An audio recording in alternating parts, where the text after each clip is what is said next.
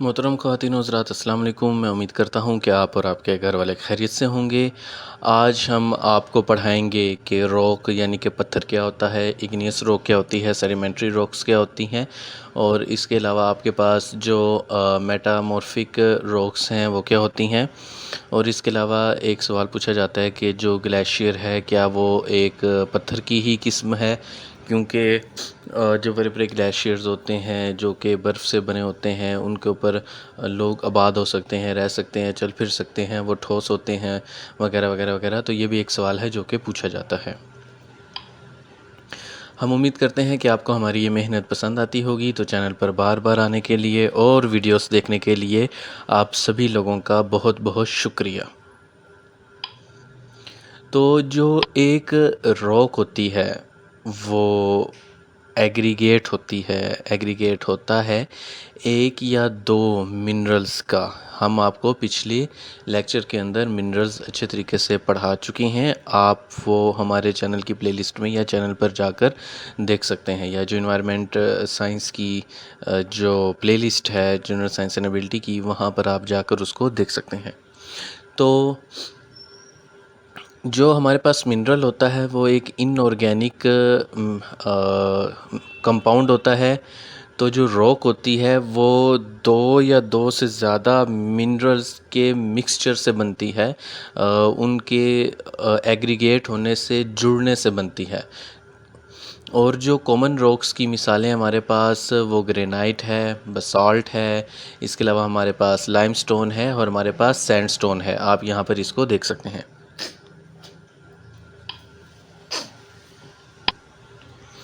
तो एक और ये सवाल पूछा जाता है कि what is difference between a rock and a mineral. तो मिनरल हमने आपको बताया कि मिनरल क्या होता है, ये कुदरती तौर पर पाया जाता है। वैसे रॉक भी कुदरती तौर पर पाई जाती है, लेकिन जो मिनरल होता है वो कुदरती तौर पर पाया जाने वाला इनऑर्गेनिक एलिमेंट होता है। इनऑर्गेनिक एलिमेंट ये आपने याद रखना है। अब आप सोचेंगे यहाँ केमिस्ट्री की क्लास क्यों स्टार्ट हो गई है, तो केमिस्ट्री की क्लास स्टार्ट नहीं हुई, आप बेफिक्र रहें। तो दुनिया में जितने भी एलिमेंट्स हैं, जैसे कि आपके पास हाइड्रोजन एक एलिमेंट है, आपके पास कार्बन एक एलिमेंट है, ऑक्सीजन है, नाइट्रोजन है, सोडियम है, मैग्नीशियम है, जिंक है, आयरन है, वगैरह वगैरह वगैरह। तो ये क्या है, ये आपके पास एलिमेंट्स हैं। तो कार्बन और हाइड्रोजन को निकाल कर, आई रिपीट, पीरियोडिक टेबल में जो आपको तमाम एलिमेंट्स पढ़ाए जाते हैं तो उनमें से एक कार्बन और एक हाइड्रोजन, उन दोनों को निकाल दें और बाकी जितने भी एलिमेंट्स बचते हैं और उनसे जो बनने वाले कंपाउंड्स हैं वो सारे के सारे इनऑर्गेनिक होते हैं। और कार्बन और हाइड्रोजन के अलावा जितने सारे एलिमेंट्स हैं वो इनऑर्गेनिक एलिमेंट्स हैं। तो यहाँ पर जो मिनरल होता है वो एक इनऑर्गेनिक एलिमेंट होता है। एलिमेंट उस चीज़ को कहते हैं जिसमें जो एटम्स होते हैं वो सेम होते हैं, उनका एटॉमिक नंबर भी सेम होता है, मतलब कि उनमें नंबर ऑफ़ प्रोटॉन भी सेम होते हैं। किसी भी एटम के अंदर जितने प्रोटॉन मौजूद होते हैं उसको उसका एटॉमिक नंबर कह देते हैं। तो एक ऐसी शय, चीज़, सब्सटेंस जो कि सेम टाइप ऑफ एटम से मिलकर बनी है, जिनका एटॉमिक नंबर भी सेम है, उसको हम एलिमेंट कह देते हैं। और इनऑर्गेनिक एलिमेंट मतलब कि पीरियोडिक टेबल के अंदर तमाम एलिमेंट्स जितने मौजूद हैं कार्बन और हाइड्रोजन को निकाल कर, तो जो उससे उसके मिक्सचर से या उसके जो कंपाउंड होते हैं उनको हम मिनरल्स कह देते हैं। और इनका ख़ास किस्म का स्ट्रक्चर होता है, इनकी ख़ास किस्म के करैक्टरिस्टिक्स होते हैं और ये क्रिस्टल फॉर्म के अंदर पाए जाते हैं। इनकी अपनी एक ख़ास केमिकल कंपोजिशन होती है, मतलब कि एक ख़ास रेशो प्रोपोर्शन के तहत ये आपस में जुड़ेंगे तो वो डिज़ायर्ड मिनरल या सॉल्ट बनेगा, अदरवाइज़ नहीं बनेगा। और जो हमारे पास कॉमन मिनरल्स हैं उनमें हमारे पास क्वार्ट्ज है, फ्लैट सेपर है, मीका है, एम्फियोबॉयल है, वगैरह वगैरह वगैरह। आप यहाँ पर उनको देख सकते हैं। ओलिवाइन है और कैल्साइट है, आप यहाँ पर इनको देख सकते हैं। जबकि जो एक रॉक होती है, जो आपके पास एक पत्थर होता है, एक रॉक होती है, वो क्या है, वो दो या दो से ज़्यादा मिनरल्स के मिलने से बना है। मिसाल के तौर पे आपने क्वार्ट्ज ले लिया, फ्लैट सैपर ले लिया, मिका ले लिया, इन ये तीनों को हाई टेम्परेचर प्रेशर के ऊपर ये आपस में एक दूसरे के साथ मिक्स हुए और मिक्स होने के बाद एक ठोस हालत में ठंडे होकर अपनी एग्जिस्टेंस रखते हैं, तो वो एक पत्थर होगा जिसके अंदर आपको क्वार्ड मिल जाएगा, फ्लैट सैपर मिल जाएगा और मिका मिल जाएगा। तो मिनरल क्या होता है, वो एक प्योर सब्सटेंस होता है, और जो आपके पास रॉक होता है वो दो या दो से ज़्यादा मिनरल्स का मिक्सचर होता है, और मिक्सचर प्योर नहीं होता। तो यहाँ पर ये बेसिक कॉन्सेप्ट्स थे, मैं उम्मीद करता हूँ कि आप लोगों के क्लियर हो गए होंगे। और जो आपके पास कॉमन रॉक्स हैं उनमें आपके पास ग्रेनाइट है, बसाल्ट है, लाइमस्टोन है और सैंडस्टोन वगैरह मौजूद हैं। आप यहाँ पर उन्हें देख सकते हैं। तो जो टाइप्स ऑफ रॉक्स हैं वो बेसिकली तीन तरह के जो पत्थर हैं वो पाए जाते हैं। एक है इग्नियस रॉक, एक टाइप का नाम है इग्नियस रॉक, आप यहाँ पर उसको देख सकते हैं। उसकी मिसाल में आपके पास ग्रेनाइट है, आपके पास कोरिया है, आपके पास प्यूमाइस है और आपके पास ऑब्सीडियन है। यहाँ पर आप उसको अच्छे तरीके से देख सकते हैं। दूसरी जो मिसाल है वो है सेडिमेंट्री रॉक। सेडिमेंट्री रॉक की मिसालें क्या है आप यहाँ पर देख सकते हैं। उसकी मिसाल है सैंडस्टोन, उसकी मिसाल है लाइमस्टोन, उसकी मिसाल है शेल, उसकी मिसाल है कॉन्ग्लोमीरेट और उसकी मिसाल है जिप्सम। तो ये सारी बातें आपसे एमसीक्यूज़ में, एमपीटी में या पीपीएससी और एफपीएससी के दूसरे वन पेपर के अंदर भी पूछी जा सकती है कि सैंडस्टोन की इसकी मिसाल है तो आपने सेडिमेंट्री कह देना है, या फिर कह देगा कि इनमें से कौन सा सेडिमेंट्री रॉक है, तो आपको ग्रेनाइट कह देगा, लाइमस्टोन कह देगा, मार्बल एंड स्लेट कह देगा, तो लाइमस्टोन सेडिमेंट्री रॉक है। तो आपको पता होना चाहिए ये मशहूर जो पत्थर हैं वो पत्थरों की कौन सी टाइप हैं। फिर आपके पास है मेटामॉर्फिक रॉक। मेटामॉर्फिक रॉक क्या होती है, ये तीनों हम आपको आगे पढ़ाएंगे तफसील के साथ। तो मेटामॉर्फिक रॉक की सबसे बेहतरीन मिसाल है मार्बल, कि जो मार्बल है वो एक मेटामॉर्फिक रॉक है। उसके अलावा आपके पास स्लेट, ये आपके पास एक मेटामॉर्फिक रॉक है। फिर क्वार्ट्ज़ाइट, ये आपके पास एक मेटामॉर्फिक रॉक है। फिर जीनिस, ये है जिनीज़, तो ये आपके पास एक मेटामॉर्फिक रॉक है। आप यहाँ पर इसको देख सकते हैं कि जो पत्थर हैं उनकी तीन टाइप हैं, यहाँ पर आपको वो अच्छे तरीके से दिखा दिया गया है। तो सबसे पहले हम पढ़ते हैं इग्नियस रॉक को, कि इग्नियस रॉक होती क्या है। इग्नियस रॉक लैटिन से एक वर्ड है जिसका मतलब है फायर, मतलब के आग, इग्नियस मतलब के आग। और ये जो साइंस के स्टूडेंट हैं उनको पता होगा कि जो इग्नियस प्रोसेस होते हैं ये वो प्रोसेस होते हैं जिसमें आग इन्वॉल्व होती है या फ्लेम इन्वॉल्व होती है।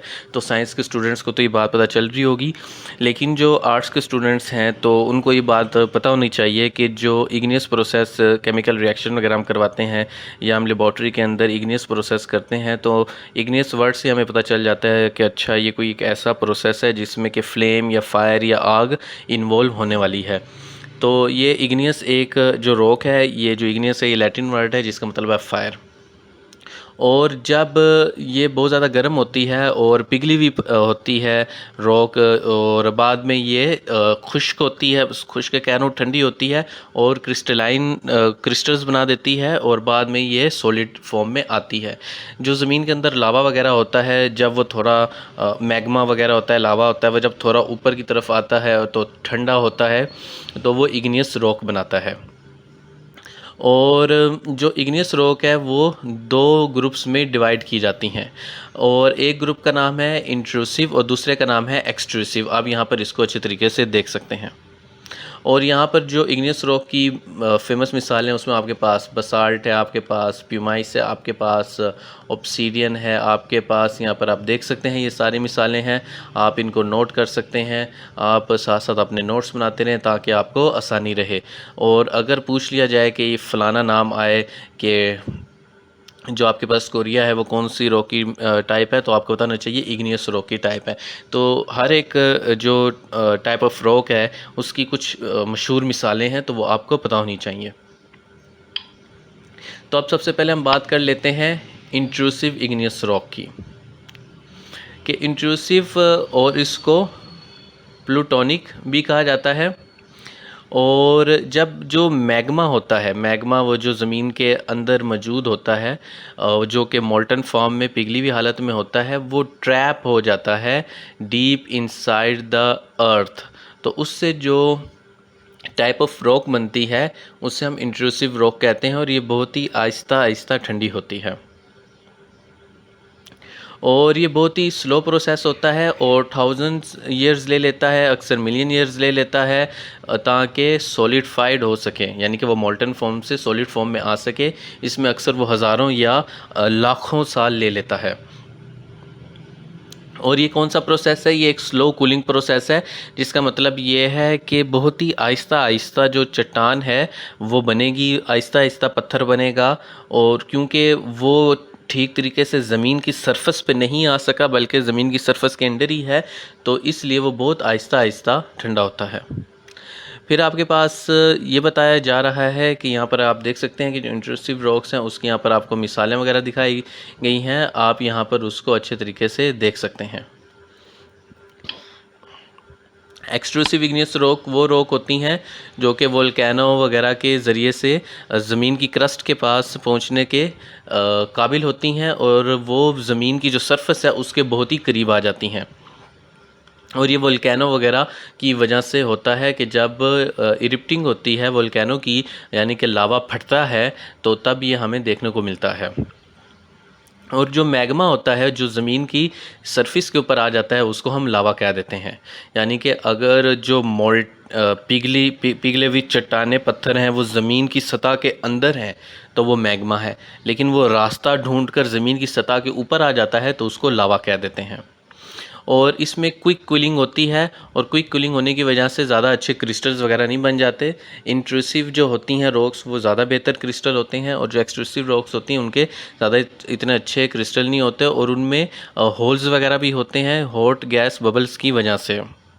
और इसके अलावा जो आसपास की गैस होती हैं वो उस ठंडा होने के प्रोसेस में उनके अंदर ट्रैप हो जाती हैं, जिसकी वजह से ये होता है कि ये जो रॉक होती हैं ये बहुत कंडेंस नहीं होती। एक्सट्रूसिव जो रॉक्स हैं वो बहुत ज़्यादा कंडेंस नहीं होती, या फिर कम कंडेंस होती हैं इंट्रूसिव रॉक्स की निस्बत। तो यहाँ पर आप इनको अच्छे तरीके से देख सकते हैं। तो यहाँ पर आपको मिसालें दी गई हैं इंट्रूसिव और एक्सट्रूसिव रॉक्स की, आप यहाँ पर उनकी मिसालों को अच्छे तरीके से देख सकते हैं, इनको नोट कर सकते हैं।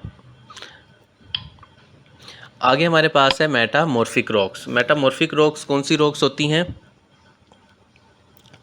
ये मेटामॉर्फिक जो रॉक्स हैं आपके पास ये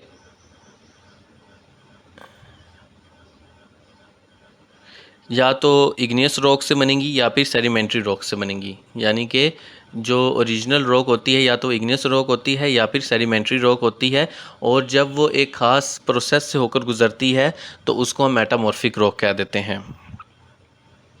और ये कैसे होता है? ये हाई हीट के ऊपर होता है, ये प्रोसेस हाई प्रेशर के ऊपर होता है कि जो हॉट मिनरल रिच फ्लूइड होते हैं या मोर कॉमनली जो दूसरी कम्बिनेशन फैक्टर्स होते हैं उनकी मदद से ये होता है। इसकी मिसाल आप ऐसे लें जैसे कि अब ये मिसाल पेपर के अंदर नहीं लिखनी, आपको सिर्फ समझाने के लिए। जैसे कि हमने बर्तन रखा, उसके अंदर हमने पानी डाला, उसके अंदर हमने पत्ती डाली, चीनी डाली, फिर हमने उसमें चाय बनाई। तो ये जो टेम्परेचर है, इस टेम्परेचर के ऊपर पानी अपनी हालत तब्दील कर रहा है पत्ती के साथ मिलने पर, और उसके बाद फिर पत्ती और पानी अपनी हालत तब्दील कर रहे हैं चीनी के साथ मिलने पर। और ये कैसे हो रहा है? ये हाई टेम्परेचर के ऊपर हो रहा है। और अगर ऊपर से हम ढक्कन बंद कर दें तो उसका प्रेशर भी बढ़ जाएगा। तो अब हाई टेम्परेचर और हाई प्रेशर के ऊपर क्या हो रहा है? वो कहवा बन रहा है। फिर आप उसके अंदर दूध डाल देंगे तो वो कहवा चाय बन जाएगी। कैसे बन जाएगी? कि नीचे से उसको टेम्परेचर मिल रहा है और ऊपर से आपने उसको अच्छे तरीके से बंद किया हुआ है, तो उसका प्रेशर भी इंक्रीज़ हो गया। तो हाई टेम्परेचर एंड प्रेशर के ऊपर क्या तैयार हो रही है? चाय तैयार हो रही है। इसी तरीके से जो चट्टानें होती हैं, अगर वो इग्नियस रॉक है या सेडिमेंट्री रॉक है और वो हाई टेम्परेचर या प्रेशर की कंडीशन में चली जाती है तो वो एक नई चीज़ बन जाएगी। और जो इसकी मिसालें हैं वो आपके पास मार्बल है, और आप यहाँ पर इसकी मिसालें देख सकते हैं। और ये अक्सर वहाँ पर होता है जहाँ पर टेक्टोनिक प्लेट्स आपस में मिलती हैं। इसकी कंडीशन क्या है कि ये वहाँ पर प्रोसेस होता है deep with in the earth, यानी कि अर्थ की गहराई में, जहाँ पर जो टेक्टोनिक प्लेट्स हैं वो आपस में एक दूसरे के साथ मिलती हैं। तो वहाँ पर आपको मेटामॉर्फिक रॉक का जो बनने का प्रोसेस है वो मिल सकता है। और जो मेटामॉर्फिक रॉक बनने का प्रोसेस है उसे मेटामॉर्फिज्म कहते हैं। अगर आपसे पूछ लिया जाए मेटामॉर्फिज्म, तो वो मेटामॉर्फिक रॉक के बनने का प्रोसेस है। तो जो आपके पास ये रॉक हैं वो मैं आपको बता चुका हूँ चाय की मिसाल की मदद से कि ये कैसे मुमकिन हो सकता है कि जो हाई टेम्परेचर है, हाई प्रेशर है, उसके ऊपर जो चट्टानें होती हैं मुख्तलिफ, वो पिघल जाती हैं, और जब वो पिघलती हैं तो आपस में मिक्स होती हैं, और जब वो आपस में मिक्स होती हैं तो उससे एक नई टाइप ऑफ रॉक बन जाती है। उसको हम मेटामॉर्फिक रॉक कहते हैं, और ये जो प्रोसेस है इसे मेटामॉर्फिज्म कहते हैं। आप यहाँ पर इसको पॉज करके स्टडी कर सकते हैं। जो कॉमन मेटामॉर्फिक रॉक्स है उसमें आपके पास फोलेटेड मेटामॉर्फिक रॉक है, और उसके अलावा आपके पास नॉन फोलेटेड मेटामॉर्फिक रॉक है। तो यहाँ पर आप इन दोनों को अच्छे तरीके से देख सकते हैं। जो आपके पास फोलेटेड मेटामॉर्फिक रॉक है उसकी यहाँ पर मिसाल आपको बताई गई है कि उनमें ग्रेनाइट है, जिनिस है, और यहाँ पर इस तरह की रॉक हैं, और आप यहाँ पर इसको पॉज करके स्टडी कर सकते हैं। और जो आपके पास नॉन फोलेटेड मेटामॉर्फिक रॉक है वहाँ यहाँ पर आपको उसके बारे में भी बताया गया है कि ये जो प्री एग्जिस्टिंग रॉक होती है एसेंशली जो बेक्ड बाय हीट होती है, और जिसके अंदर जो मिनरल स्ट्रक्चर होता है रॉक का वो एडिशनल प्रेशर की वजह से उसको चेंज किया जाता है। तो यहाँ पर मेटामॉर्फिक रॉक की मिसालें आपको बयान की गई हैं। आप यहाँ पर वीडियो को पॉज करके उसको स्टडी कर सकते हैं। अब आपके पास है सेडिमेंट्री रॉक। सेडिमेंट्री रॉक जो प्री एग्जिस्टिंग रॉक होती है, जो कि कभी कोई लिविंग ऑर्गेनिज्म रहा होगा उसकी मदद से बनती है, उसको हम सेडिमेंट्री रॉक कह देते हैं। यहाँ पर आप उसको देख सकते हैं कि sedimentary rocks are found from pre existing rock और pieces of no once living organisms. यानी कि आपके पास कोई रॉक थी जो पहले से मौजूद थी, या कोई ज़िंदा जानदार था जो पहले से मौजूद था, तो ख़ास बायोकेमिकल रिएक्शंस की मदद से जो रॉक बनेगी उसको हम सेडिमेंट्री रॉक कह देंगे। यहाँ पर आप उसको देख सकते हैं कि उसकी मिसाल आपके पास यहाँ पर शेल है, यहाँ पर आपके पास उसकी मिसाल सैंडस्टॉर्म है, यहाँ पर आपके पास उसकी मिसाल रॉक साल्ट है, जिप्सम है, आयरन स्टोन है, यहाँ पर आप देख सकते हैं चॉक है, और कोल है, और यहाँ पर आप उसकी मिसाल देख सकते हैं। तो जो कोल है वो जो बहुत ही पहले जो ज़िंदा जानदार थे, और जैसे दरख्त हैं या कुछ भी है, वो हाई टेम्परेचर एंड प्रेशर के ऊपर कोल बनता है। तो यहाँ पर आप देख सकते हैं कि ज़िंदा जो चीज़ें हैं उनसे भी बन रहा है, या जो प्री एग्जिस्टिंग रॉक थी उनसे भी बन रही है ये सेडिमेंट्री रॉक्स। आप यहाँ पर इनको अच्छे तरीके से देख सकते हैं। तो जो कॉमन सेडिमेंट्री रॉक है यहाँ आपको दिखाई गई हैं, उनमें आपके पास ग्लेशियल है, उसमें आपके पास शेल है, उसमें आपके पास चॉक है, उसमें आपके पास सैंडस्टॉर्म है, आपके पास शेली लाइमस्टोन है, आपके पास बेंडिड आयरन है, और आपके पास एंथ्रासाइट है। यहाँ पर आप इनको अच्छे तरीके से देख सकते हैं। और ये अक्सर दरियाओं के किनारे या लेक्स वगैरह के आसपास आपको मिल जाती हैं, या फिर जब आप ज़मीन की खुदाई करते हैं जहाँ से कोयला वगैरह मिलता है, तेल वगैरह मिलता है, तो वहाँ पर भी ये सेडिमेंट्री रॉक्स काफ़ी मिकदार में पाई जाती हैं। इसके अलावा अगर जो क्लास्टिक सेडिमेंट्री रॉक्स हैं वो ग्रुप ऑफ रॉक्स के तौर पर उनको देखा जाता है। इसके अलावा यहाँ पर आपको एक और बात बताता चलूँ कि जो सबसे बड़े साइज़ के जो ग्रेन्स होते हैं उनको क्ले कहते हैं, और उसके बाद उससे छोटे वाले को स्लिट कहते हैं, और सबसे जो छोटा जो ज़र्रा होता है मिट्टी का उसको सैंड कह देते हैं। ये बात आप याद रखिएगा। और वो ग्रेन जो कि लार्जर देन होता है 2 मिलीमीटर से, उसको हम पेबल्स कह देते हैं। ये बात भी याद रखने की है कि पेबल्स क्या होता है, क्ले क्या है, स्लिट क्या है, सैंड क्या है। कि जो क्ले होती है मिट्टी, वो उसका जो साइज़ होता है ग्रेन का वो सबसे बड़ा होता है, और जो उससे छोटे साइज़ की होती है उसको हम स्लिट कह देते हैं।